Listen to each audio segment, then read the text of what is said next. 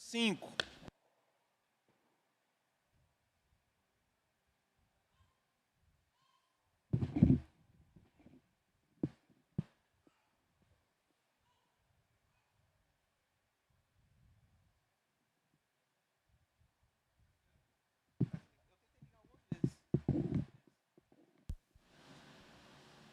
Será que a bateria?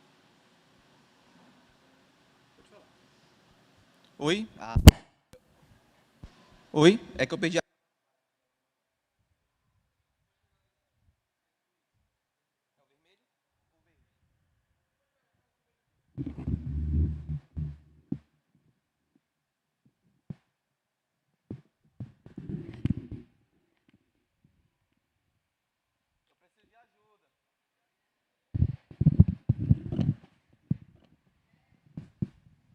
Oi?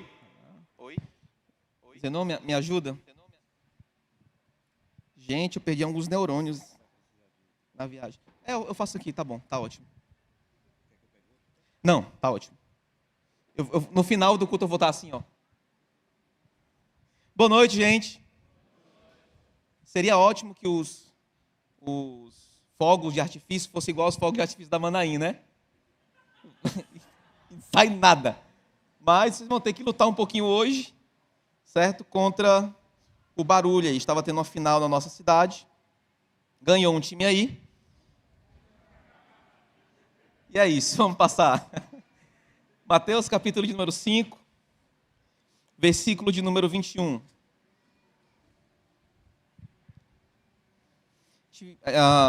O objeto do nosso estudo hoje é o versículo 21 do capítulo 5 até o versículo de número 26. Paulo Vitor, meu cabelo tá bom? Tá não? Sei porque eu perguntei também. Como eu tenho dito, o Evangelho de Mateus é o meu evangelho favorito. E toda vez que eu visito o Evangelho de Mateus, eu fico bem feliz porque ele me ajudou muito, esse evangelho de maneira particular, me ajudou muito na minha vida cristã e a pensar algumas coisas, principalmente quando o meu comportamento, a minha consciência e a minha fé ainda era muito legalista. No começo da minha fé eu tinha problemas sérios com fazer coisas, mas não tinha os mesmos problemas com pensar coisas, com sentir coisas. Eu tinha questões sérias contra pecados que eu conseguia ver, contra coisas que eu conseguia avaliar e coisas que eu conseguia observar no meu comportamento externo. Mas eu não era tão atento, tão consciente, ou mesmo tão observador assim dos meus comportamentos internos. O Evangelho de Mateus, nesses trechos que nós vamos ler, me ajudou muito a avaliar o meu próprio coração e a como existem comportamentos internos que precisam ser avaliados também à luz da palavra de Deus. No último sermão que eu preguei, eu conversei com vocês sobre a maneira como nós nos relacionamos com a lei de Deus. E mostrei que o próprio Cristo nos ensina a maneira correta de nos relacionarmos com a palavra de Deus, com a lei de Deus, e por meio dele mesmo, que é o cumprimento dessa lei, ele nos mostra o fundamento da lei, a intenção da lei, e muitas vezes nos esclarece o que a própria lei estava querendo dizer. Então eu me esforcei para ensinar aquilo que Jesus ensinava sobre a sua palavra. Hoje, o que nós veremos aqui é um dos muitos exemplos, um dos 6 exemplos que o próprio Jesus usa para dar noção, para dar norte à compreensão dos discípulos, porque ele estava ensinando como nós nos relacionamos com a palavra de Deus e agora ele dá exemplos de como a palavra de Deus nos atinge, ou devemos nos relacionar com essa palavra para esclarecer a nossa própria vida, para lançar sobre a nossa própria vida ou para vivermos à luz da palavra o nosso discipulado. Entenderam? Desse modo, o que a gente quer fazer aqui é basicamente olhar aquilo que Jesus ensina sobre a palavra para que nós entendamos tanto o que ele diz, como também para onde ele aponta. E nós vamos perceber que esse trecho inteiro, que esse terço aqui, aliás, essa seção que nós separamos, diz exatamente uma coisa: os problemas de ira não são apenas aqueles que são externos a você, comportamentos externos. A ira não é sempre perceptível, ela pode estar dissolvida em outros comportamentos para os quais nós não atentamos tanto assim. Nesse sentido, o que Jesus está dizendo é que a nossa justiça deve superar a justiça dos fariseus, e isso começa por uma leitura correta das Escrituras, isso passa pela aplicação correta das Escrituras e, sobretudo, isso vem por uma avaliação correta do nosso coração e dos nossos relacionamentos.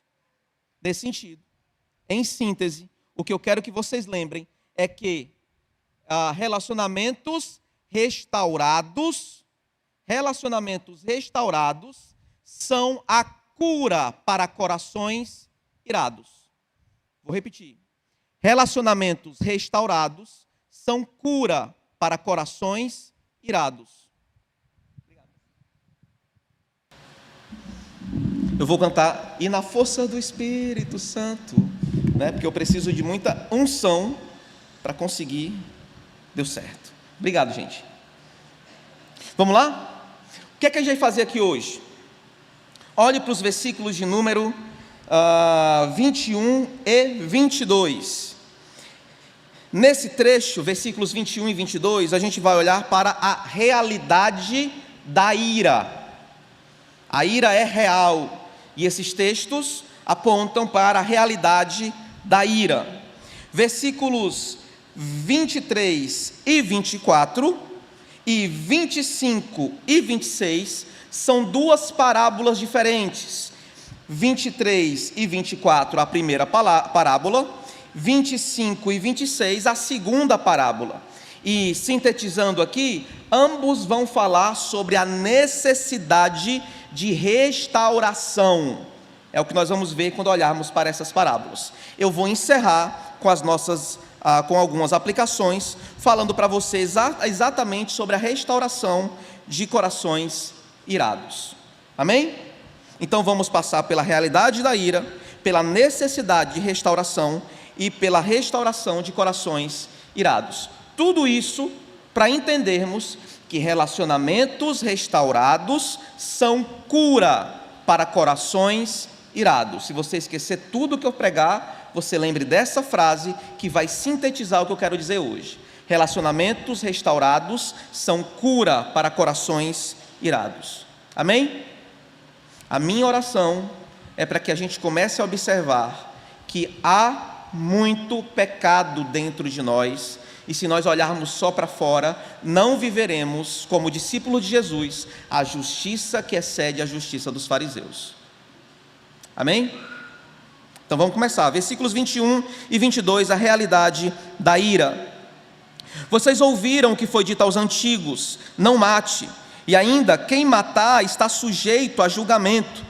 Eu, porém, lhes digo que todo aquele que se irar contra o seu irmão estará sujeito a julgamento. E quem insultar o seu irmão estará sujeito a julgamento no tribunal.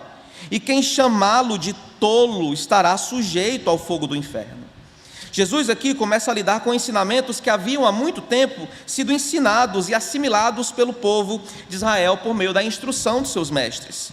A ideia, a frase, as expressões "vocês ouviram o que foi dito aos antigos", vai ser usado frequentemente nos 6 exemplos que ele vai dar aqui, para relacionar tanto a compreensão que se havia antes, a compreensão dos mestres, a compreensão do povo, como também apontando para a nova compreensão, ou pelo menos para a compreensão bíblica certa, que Deus intentava em sua lei. Então Jesus, quando diz há muito tempo vocês ouviram algo e têm vivido esse algo há muito tempo, ele está apontando para uma realidade que está sendo aplicada geralmente ao povo. O povo tem ouvido "não mate", e o povo tem ouvido "se vocês matarem, vocês serão julgados, vocês estarão diante do júri, sujeitos a julgamento".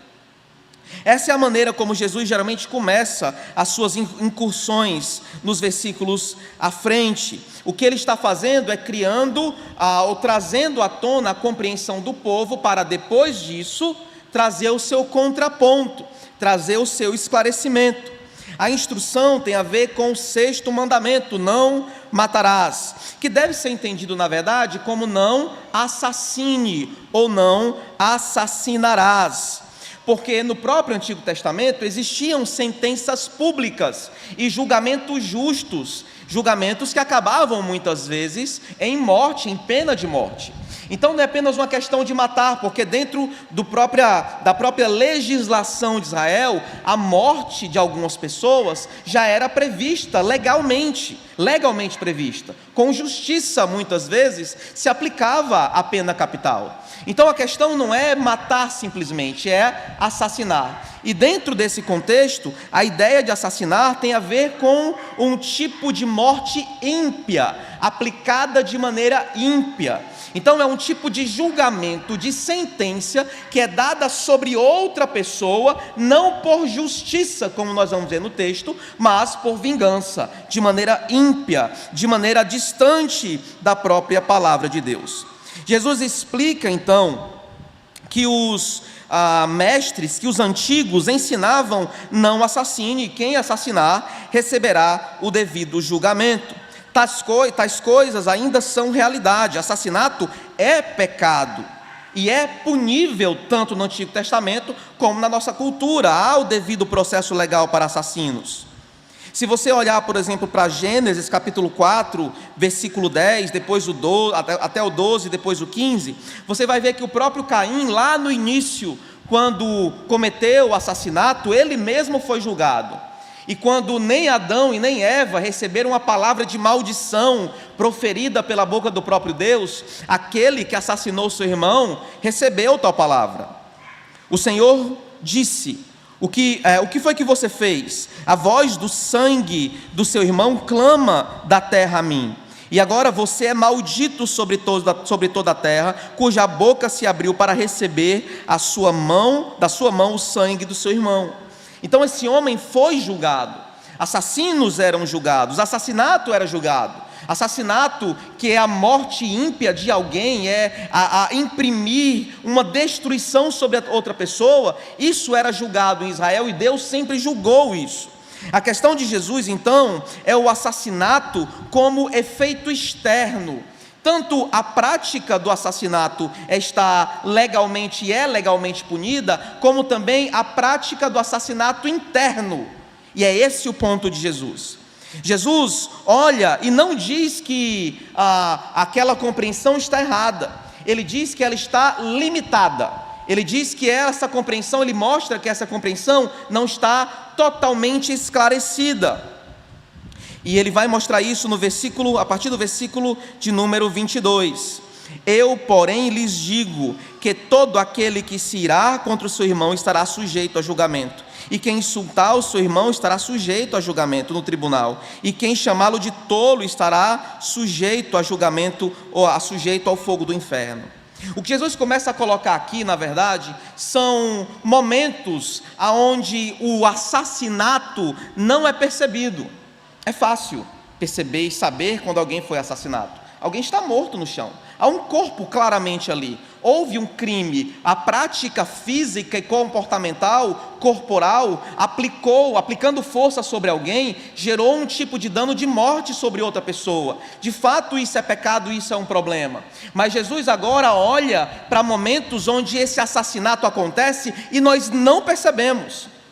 Onde essa prática é invisível, onde essa prática não está clara.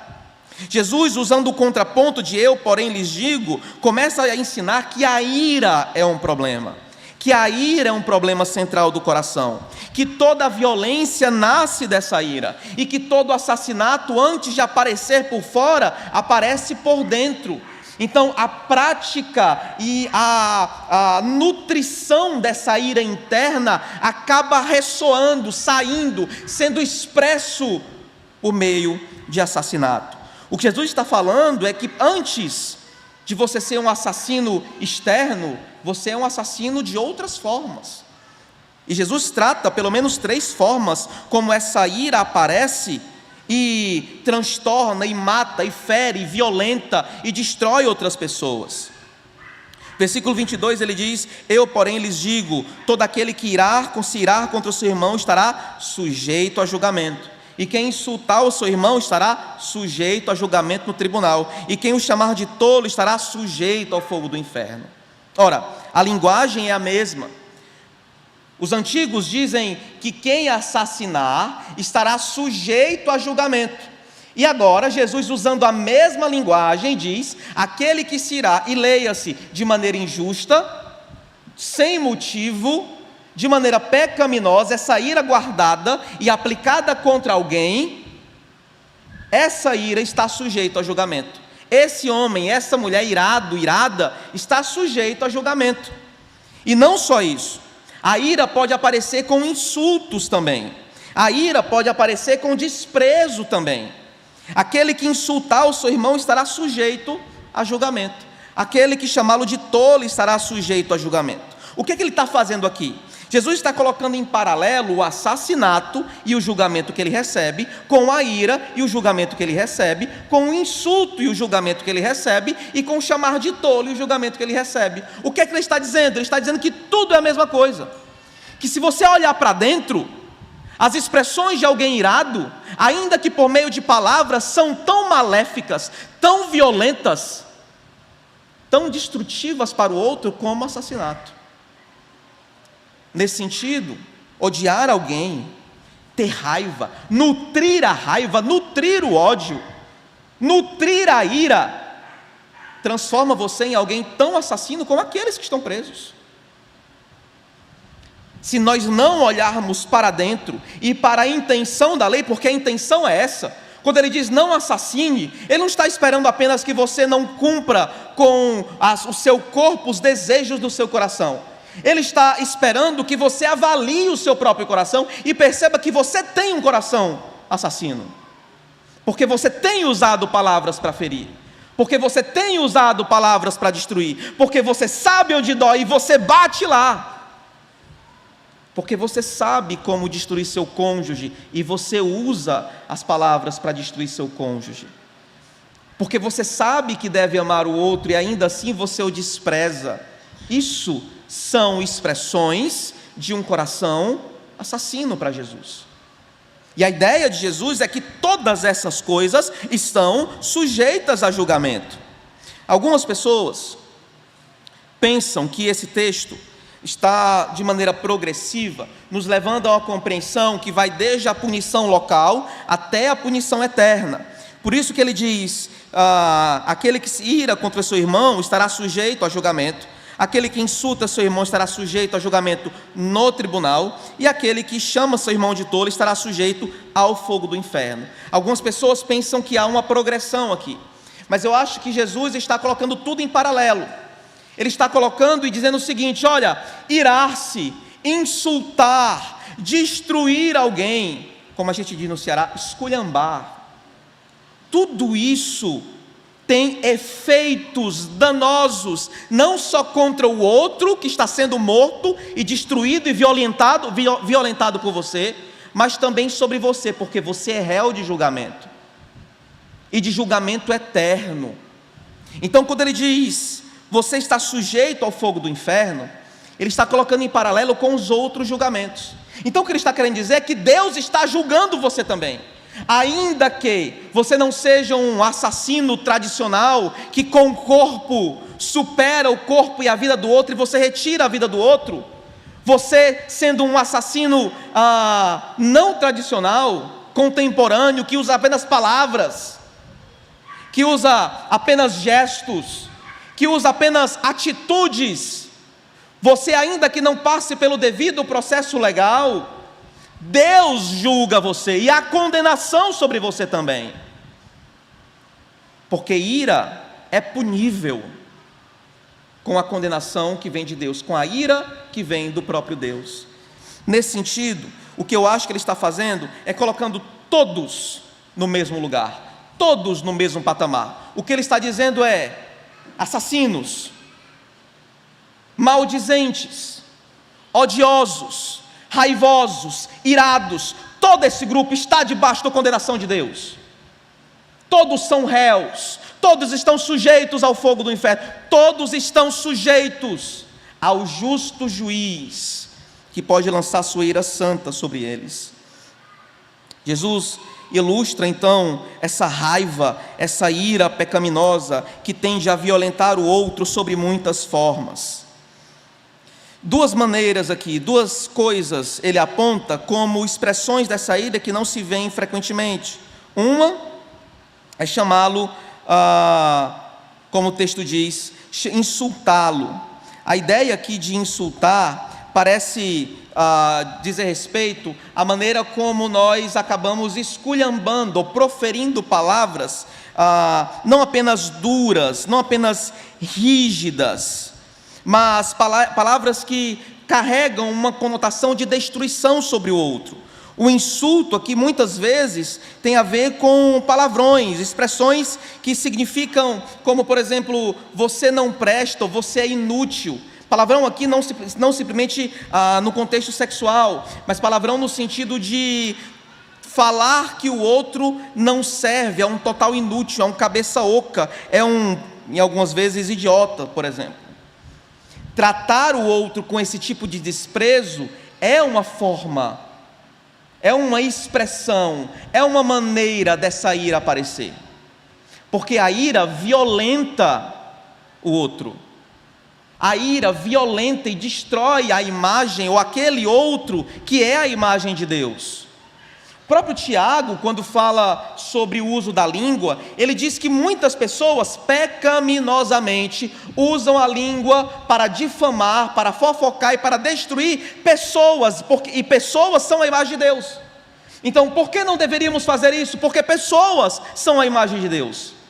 Nesse sentido, usar a língua, usar palavras para destruir o outro, isso é uma expressão da ira.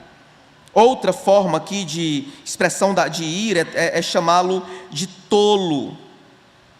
É dizer que ele, em geral, essa palavra tem conotações imorais até. É desdenhá-lo, é transformá-lo em um pária, é dizer também que ele não serve.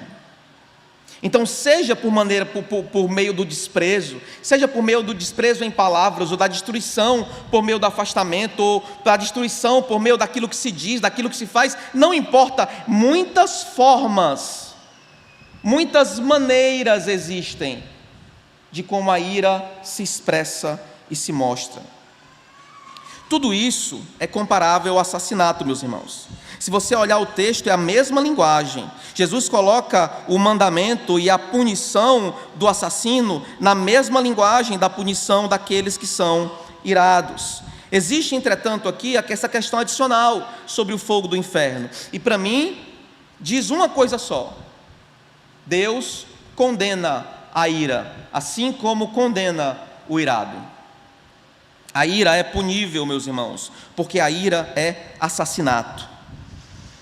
Mais do que isso, assassinos serão julgados e você será julgado igualmente a eles, porque se olhar para dentro, todos são iguais. Às vezes a gente simplesmente não acha que os nossos atos, as nossas palavras, aquilo que fazemos é tão ruim assim, porque não parece que gerou grandes efeitos na vida das outras pessoas. Mas se há uma coisa que Deus sabe, é julgar o nosso coração, porque Ele conhece o nosso coração. E assim, Ele encontra dentro de nós a mesma coisa que Ele encontra no coração daqueles que causam e que planejam e que fazem chacinas. Talvez você não entre armado em algum local, mas por meio daquilo que você faz, vive e diz, você já matou muita gente, já destruiu muita gente, não só feriu, mas já humilhou, já desdenhou, já separou, já dividiu, e continua fazendo isso. Esse tipo de coração assassino é punível, e Deus está disposto a punir eternamente essas coisas. A partir disso, Jesus começa a mostrar de maneira positiva agora duas respostas para a ira por meio de parábolas, tendo o mesmo plano de fundo. Essas duas parábolas, esses dois trechos, dizem a mesma coisa. E a coisa que esses textos dizem é necessário restaurar relacionamentos quebrados pela ira. Se a ira afligiu, se por meio da ira você desprezou, se por meio da ira você quebrou, afastou, destruiu, matou, violentou, a maneira de nós resolvermos a ira do nosso coração é buscarmos restauração, perdão e arrependimento, para que esses relacionamentos sejam retomados e restaurados. Sem isso, não há restauração da ira. Sem isso, toda e qualquer coisa que você faça é apenas um placebo. É você tomando pílula de açúcar e achando que vai resolver câncer. Não vai. A maneira como Jesus ensina que os nossos relacionamentos, ou que o nosso coração irado, os nossos desejos assassinos são resolvidos, é a entrega total ao outro que nós ofendemos. Olha para o texto. Jesus ensina a necessidade de restauração, de reconciliação. Versículo 23 diz: portanto, se você estiver trazendo a sua oferta ao altar, e lá se lembrar que seu irmão tem alguma coisa contra você, deixe diante do altar a sua oferta, e vá primeiro se reconciliar com seu irmão, e então volte e faça a sua oferta. O primeiro exemplo pensado aqui é pensado em termos litúrgicos. Essa é uma experiência de entrega de uma oferta no altar, que deve ter o seu destino redefinido. Aquela pessoa que chegou para ofertar deve voltar para resolver o problema que tem, para que depois ele volte e oferte de novo.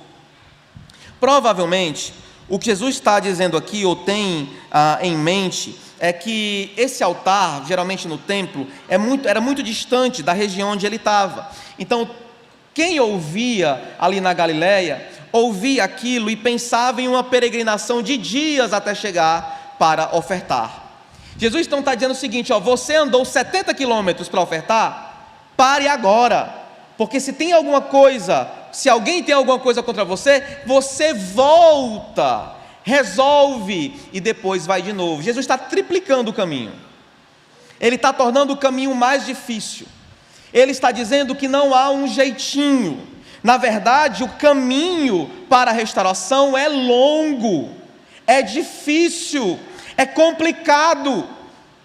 A gente por vezes quer restaurar um relacionamento instantaneamente. Às vezes a gente quer restaurar um relacionamento com 2 ou 3 palavras e acha que está bom.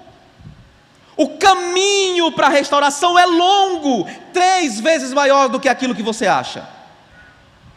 Nesse sentido, meus irmãos, se a gente quer relacionamentos restaurados, nós devemos estar dispostos a caminhar longe, a ir longe, a triplicar o nosso caminho, porque processos de restauração não são rápidos, não são instantâneos, não são imediatos. Pelo menos na cabeça daquele que sofreu e que é ofendido, não deveria ser. Na cabeça de quem ofendeu, deveria ser rápido, né? Mas por que não me perdoa? Eu vou fazer a mesma coisa com você, e esperar que você perdoe tão rápido assim, que o nosso relacionamento seja restaurado imediatamente. Geralmente a gente quer velocidade para aquele que foi ofendido. Aquele que ofendeu sempre vai querer velocidade. Mas o que Jesus está dizendo é que o ofensor deve trilhar um caminho maior.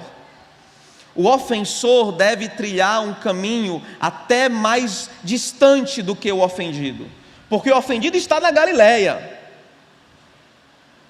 e é o ofensor que tem que voltar para a Galileia, para depois voltar e trazer a sua oferta. Meus irmãos, é improvável que esse cenário que Jesus constrói nessa parábola seja insignificante para os seus ouvintes. O que ele está falando, na verdade, é que restauração é tão importante que você deveria parar de estar fazendo tudo o que está fazendo, que você deveria voltar ao mesmo lugar, que você deveria se dedicar a fazer um caminho 3 vezes maior, e não importa o tamanho do caminho, o que importa é que a restauração é mais importante que o seu cansaço. é que o processo de restauração, de reconciliação, é mais importante do que as suas energias. E você deveria investir todo o tempo que você tem, toda a energia que você tem, para produzir restauração, para reproduzir reconciliação. Menos que isso, é suspeitar das palavras do Cristo, que mostra que o caminho é longo, que mostra que o caminho vai nos cansa muitas vezes. Jesus está dizendo, está fazendo algo contra a nossa própria lógica. Por que eu deveria? Eu já estou aqui, pastor. Por que eu não continuo?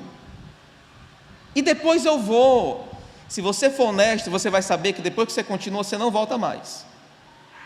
É assim com coisas mais. É assim com o livro que você abandonou. Não vai ser assim com relacionamentos quebrados, meu filho.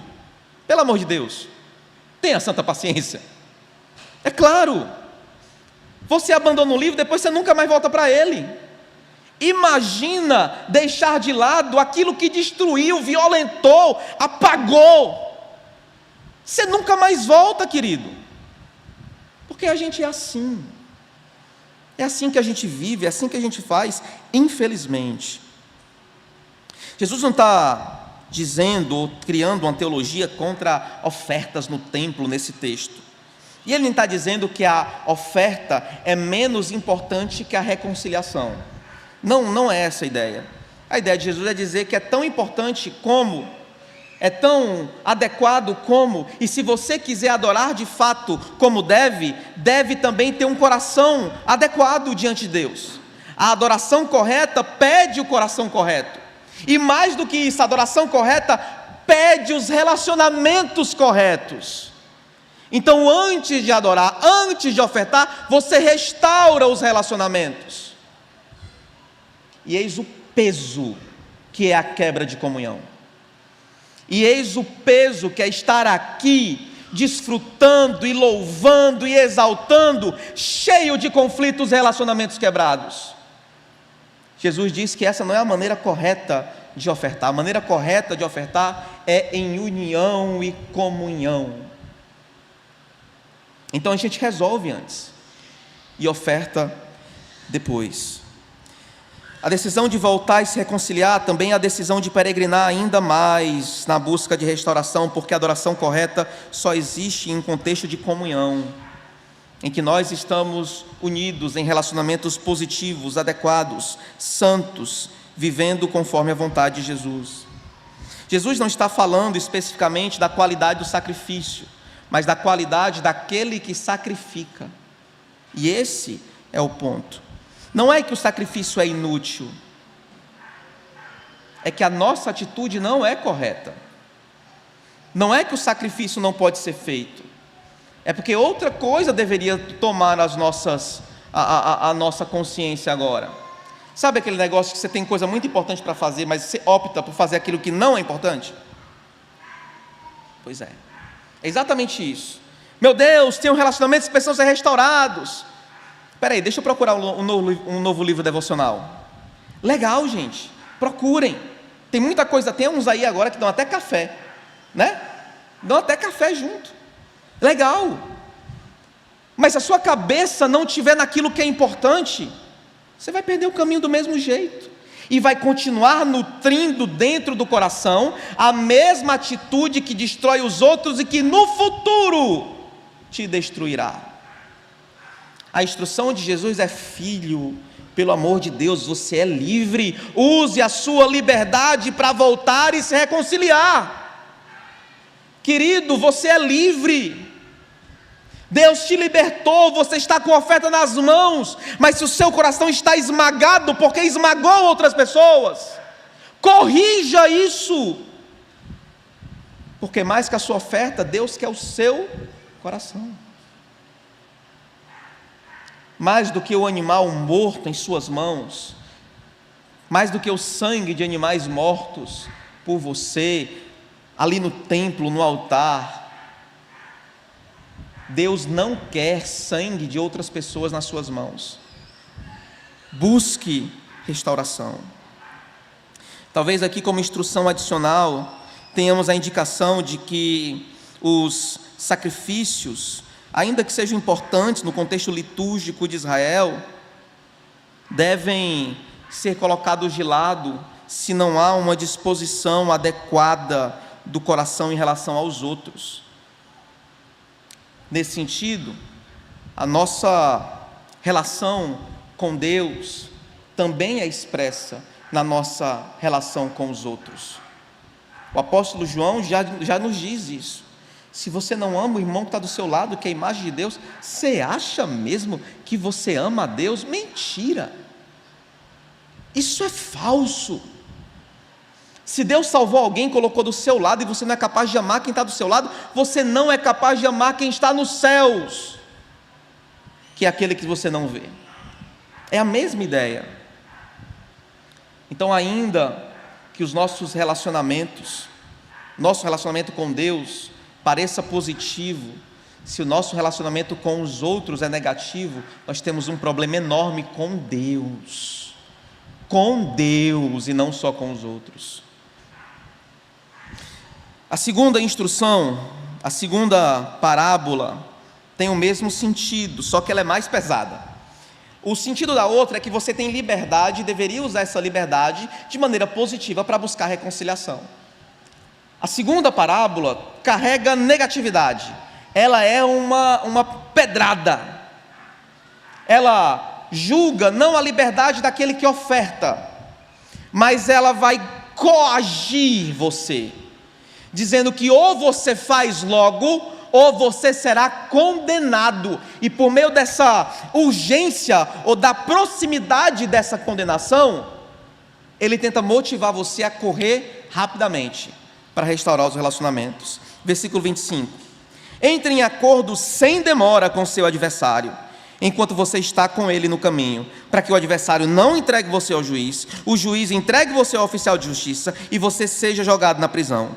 Em verdade lhes digo que você não sairá dali, enquanto não pagar o último centavo. O que é que está acontecendo aqui? Nessa parábola, há um tipo de coação, algo mais negativo, como eu disse, firme, sendo tratado aqui. A relação com a parábola anterior, que ela é mais positiva, mas essa parece se valer da consciência de que se esse homem for a júri, essa pessoa for a júri, ela vai ser condenada, porque há de fato um dano, é justo o dano, é justa a condenação, de fato, essa ira é um erro, esse comportamento foi ofensa, e você é o ofensor. Nesse sentido, se alguém abre a boca, você é condenado. Se alguém diz, se alguém aponta, se alguém fala, claramente você será condenado. A ideia parece ser essa. Você não tem esperança, não há expectativa para você, não há outra interpretação para o que aconteceu, meu filho. Você vai ser condenado se isso for exposto. Então, qual é o conselho de Jesus? Corre, rápido, ligeiro bala, como a gente diz aqui, mais rápido do que coice de bacurim, como dizia a minha avó, bisavó. Agora estou esquecendo quem é meu familiar. Nesse sentido, meus irmãos, o indicativo é que você tem que estar com o coração cheio de urgência. Deve haver uma disposição urgente dentro de você para restaurar os relacionamentos quebrados, para restaurar aquilo que foi causado de dano por meio da raiva, da ira, do ódio, da maledicência, das palavras, das ações, das atitudes e por aí vai. O indicativo de Jesus é que essa urgência deve ser uma atitude pessoal. Sinceramente, ninguém precisa te empurrar para você resolver teus BO. Ninguém deveria precisar ser empurrado para resolver os seus próprios BO. Essa atitude é pessoal. Há dano sobre mim, há condenação sobre mim, eu tenho consciência disso, eu vou ligeiro resolver meus problemas. Entenderam? Nesse sentido, o culpado será condenado e por saber disso ele corre. ele sabe do peso da justiça, ele sabe do peso do juízo e sabe que a única maneira de se livrar disso é se reconciliando. Aí aqui não é um texto sobre como lidar com questões jurídicas na igreja. Há muita sabedoria bíblica, há muitos textos bíblicos que a gente pode usar para saber quais são os limites e como a gente faz e quando buscar questões jurídicas ou não. Mas esse texto, ainda que fale sobre isso, não está tratando isso. Esse texto não está proibindo que qualquer incursão à justiça é um problema. Não. O que esse texto está dizendo é que se há pecado, se há ofensa, e se você é o ofensor, meu filho, corra, porque você está debaixo de condenação e do juízo de Deus. E aqui especificamente sobre a ira. Essas duas parábolas, meus irmãos, ensinam que a ira destrói pessoas, destrói relacionamentos, violenta irmãos, amassa os outros, amassa os próximos, humilha os próximos, anula-os, destrói cada um deles. Nas duas parábolas, Jesus está dizendo que o nosso trabalho, a nossa responsabilidade, principalmente daqueles que ofendem, que o nosso dever é cultivar bons relacionamentos e restaurar aqueles que foram quebrados, os maus relacionamentos. Nas duas parábolas, Jesus está dizendo que a vida daquele que destrói o outro, seja diante de Deus ou diante de um júri público, está envolta em condenação e precisa de restauração. Se há ira, se há ofensa, se há maledicência, estamos debaixo de condenação. Precisamos de restauração. A nossa vida precisa ser restaurada, os nossos relacionamentos precisam ser restaurados, e é esse o meu último ponto. Precisamos aprender com Jesus a como restaurarmos corações irados. E em primeiro lugar, para restaurar corações irados, precisamos saber que a ira não é inofensiva, como muitos de nós podemos achar. Ela é semelhante ao assassinato, e o objetivo da lei era exatamente esse: aprofundar o mandamento até o coração daquele que esconde maldade, que pode não praticar maldade externamente, mas acumula maldade dentro de si. O texto mostra claramente que a ira pode destruir os outros, mas também a ira mostra que, o texto mostra que a ira coloca você também diante da destruição. A ira não é uma coisa que destrói apenas quem está do meu lado. A ira é uma coisa que me coloca a perder também. O escritor de alguns provérbios dizem que a ira não só é vivida, mas ela é ensinada. E aquele que é irado não só se coloca a perder, não só coloca a sua própria vida a perder, mas coloca a perder a vida dos outros também. Meus irmãos, a primeira coisa que a gente precisa fazer para restaurar corações irados é perceber que essa ira dentro do seu coração, que essa raiva dentro de você, não é inofensiva, ela é maligna. E você, se não fizer nada, irá continuar acumulando ira dentro de si mesmo. Por causa da ira, meus irmãos, danos físicos, patrimoniais, sociais, entre outros, aparecem. Eu lembro de um pastor que, me dando aula de aconselhamento, disse que ele era tão irado que ele dava cabeçada na parede.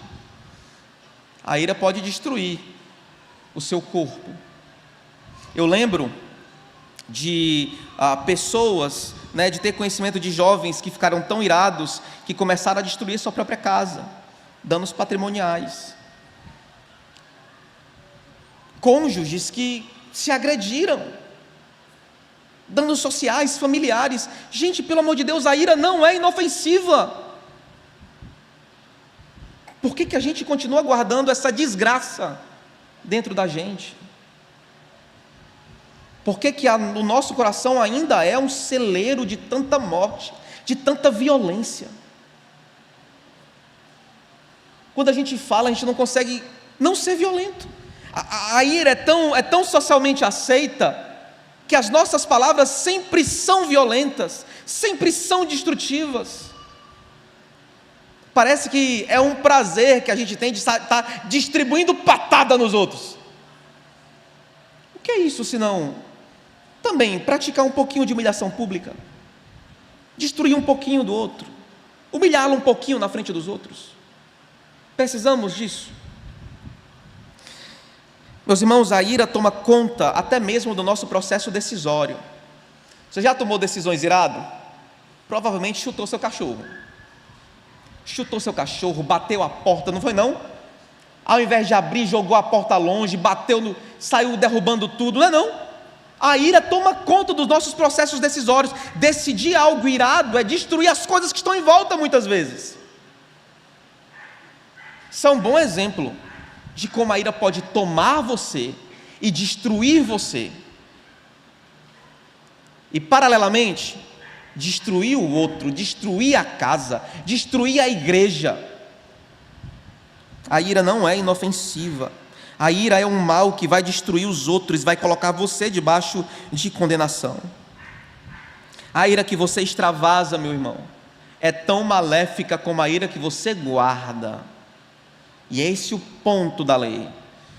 Mostrar que ainda que você guarde a sua ira, você também é um assassino. Eu lembro do exemplo de um pastor, até hoje eu lembro desse exemplo. Ele disse que passava na rua, enquanto ele passava na rua com a Bíblia dele, um homem que estava lavando o carro no local lá, lavando o carro dele, estragando água, né? Jogando água ali com a mangueira, ele passava e ele ouvia insultos. Mas não insultos em relação a ele, porque quando homens querem insultar outros homens, geralmente homens insultam as mães desses homens. Então ele falava da mãe do pastor. E ele foi irado, foi com raiva, até um ponto que ele não aguentou e voltou.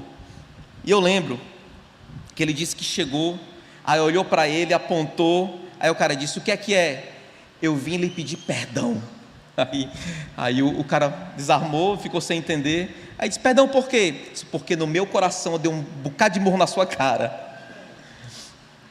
Ele entendeu que aquilo que acontece no coração ainda assim é pecado. Esse homem entendeu que aquilo que nós desejamos intensamente no coração também é violência, também ofende a Deus. E deixa eu dizer, você só acha que guarda, cedo ou tarde você vai perceber que não. Lembra do exemplo de Caim que eu dei? Sabe como é que Deus diz e mostra para ele que percebeu que ele está irado? Ele diz assim: o Caim, por que você anda tão irritado, irado? O teu semblante mudou. Tu acha que a ira não sai, tu pensa, é porque tu não te vê. Porque se tu se enxergasse, tu ia ver que a ira está na tua cara, está no teu andar, está na maneira como você fala. E se a gente não resolve a ira, meu filho, as outras pessoas sofrem e nós acumulamos condenação para a gente. Meus irmãos, em segundo lugar, para restaurar corações irados, a gente tanto precisa, como eu disse, reconhecer que a ira é maléfica, como precisamos considerar que a ira não tem apenas um rosto, ela não se apresenta apenas de uma forma, ela não se percebe apenas por meio de um comportamento. A ira tem inúmeras manifestações. Aquilo que você diz que violenta o outro é resultado da ira. Aquilo que você faz com o ímpeto de humilhar é resultado da ira. Relacionamentos quebrados, resultado da ira. Tudo isso o texto deixa claro. A ira não tem apenas um rosto. Você não deveria estar pensando apenas que assassinou alguém, assassinar o cônjuge é simplesmente matá-lo fisicamente. Mas se você está humilhando constantemente o seu cônjuge, você é um assassino também. Se você o trata com ódio, com raiva, com rancor, com ira, você também é um assassino, uma assassina. A ira tem muitos rostos. Às vezes, a gente não diz nada, mas despreza. Isso também é ferir, é matar, é violentar, isso também é ira e é resultado dela. E se você for honesto, você vai saber que na maior parte das vezes em que você se cala irado, você faz alguma coisa que, ainda que não fale, transtorna o outro, destrói o outro, esmaga o outro. Você também é um assassino. Você também é um assassino. Meus irmãos, a ira não tem só um rosto. A ira pode ter o seu rosto. A ira pode ter o meu rosto. A ira pode ser aquilo que você faz, aquilo que você fala, aquilo que você nega. Nesse sentido, olhar para as múltiplas expressões da ira é necessário para resolver, para restaurar o coração irado. Em terceiro lugar, para restaurar corações irados, precisamos nos dedicar a restaurar relacionamentos que foram quebrados. Jesus deixa claro, e é fantástico o texto. Depois de um discurso sobre ira, ele fala sobre buscar perdão. Por quê? Por que Jesus não deu uma técnica? Não, respira, conta de 1 até 10 e a ira vai passar. Faz respiração diafragmática, meu filho, que a ira passa. Não, Jesus diz, vai lá e busca reconciliação, porque um coração irado precisa ser exposto, um coração irado precisa ser revelado, um coração irado precisa ser sacrificado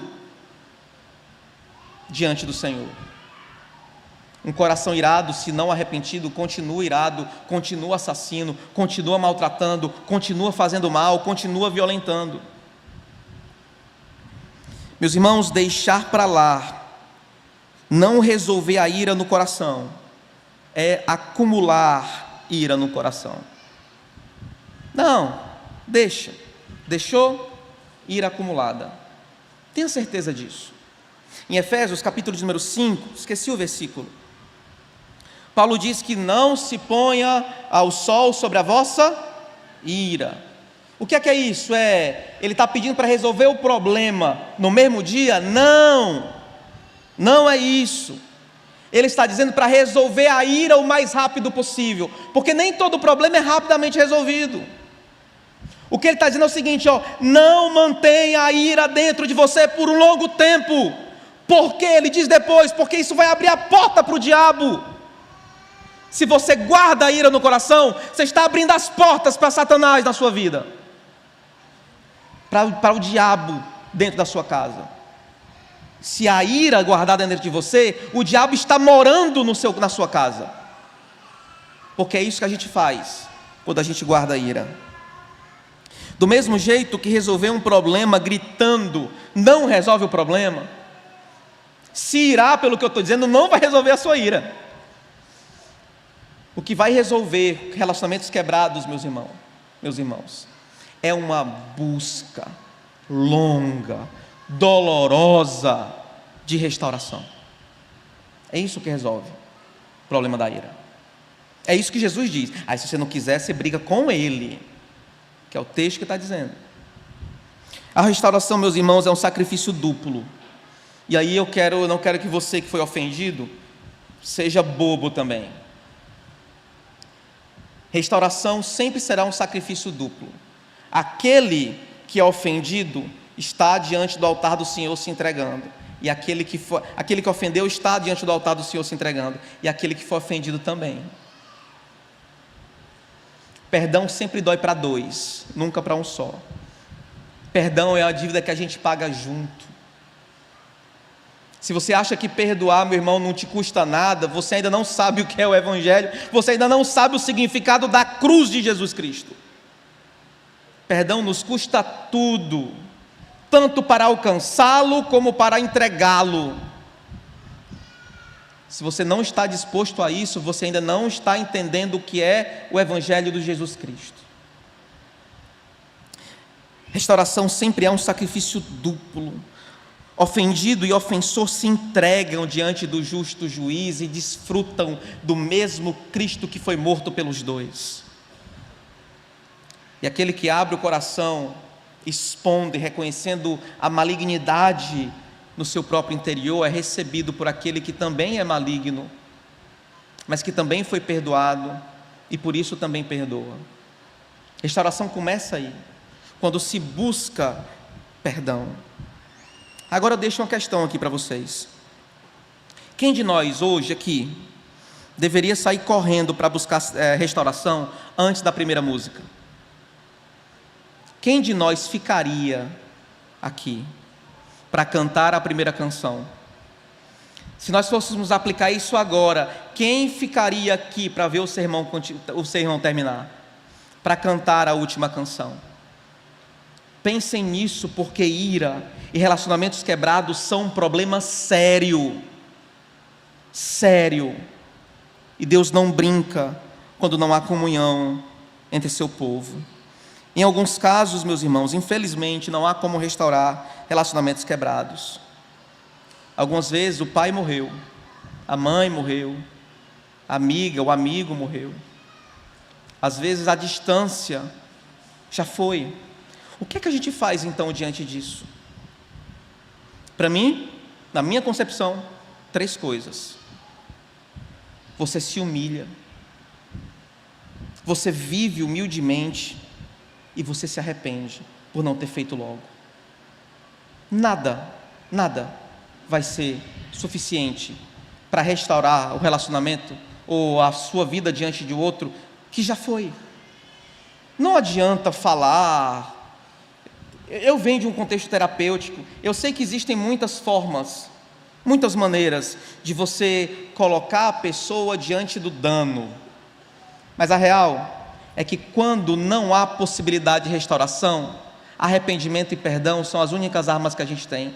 A gente se arrepende e se humilha diante do Senhor, porque a gente deveria ter sido um bom discípulo e não foi, porque a gente deveria ter obedecido e não obedeceu, porque a gente deveria ter feito logo e atrasou tudo, porque a gente deixou para dar próximo, para dizer as últimas palavras depois, as últimas palavras nunca vieram. Quando relacionamentos não podem ser restaurados, quando há impossibilidade, a nossa única forma de agir é nos humilhando diante de Deus, nos colocando diante do Senhor, vivendo humildemente essa vida, sabendo que a gente não presta, sabendo que a gente atrasa aquilo que Deus diz que é urgente. Por último, em 4º lugar, para restaurar corações irados, meus irmãos, é necessário ser discípulo de Jesus, aprender de Jesus, viver por Jesus, amar Jesus e se entregar a Jesus. Sem Jesus, a gente pode ter bons relacionamentos, mas a condenação continua sobre a gente. Sem Jesus, a gente pode ter ótimos relacionamentos, mas ainda há dano e juízo, justo juízo sobre a gente. Meus irmãos, se ainda guardamos tão diligentemente a ira em nosso coração, a única resposta, a única possibilidade é porque nós não guardamos tão diligentemente assim as palavras de Jesus em nosso coração. Se Cristo habita em nós, não há espaço para ira e não deve haver espaço para ira. Sem Jesus, a ira tem um trono em nossos corações. Se você ainda não veio a Jesus, se você ainda não conhece, mas se você já destruiu os seus relacionamentos, se você já humilhou, maltratou, violentou, mesmo que verbalmente, e você ainda não chegou a Jesus, é a sua chance. Você não tem apenas uma questão humana para resolver, porque a ira é algo que o próprio Deus condena. Então há condenação do justo juiz sobre você também. Há condenação, e isso deve te fazer considerar o próprio sacrifício de Cristo, porque se você se entrega a Ele, a ira de Deus que deveria cair sobre você, a justa ira que deveria cair sobre você, cai sobre Jesus. Você pode se livrar da condenação, se aproximando de Cristo, amando, entregando a sua vida a Ele. Mas se nós já conhecemos Jesus, e a ira ainda habita em nosso meio, ainda habita em nosso coração, ainda é arma contra os outros, pense só, se o próprio Deus não poupou aqueles que são da oliveira que Ele mesmo plantou, o que será de nós, oliveira brava, que foi enxertada?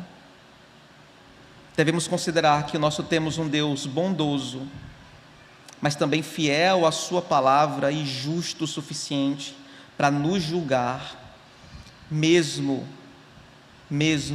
que as coisas aconteçam só dentro do nosso coração.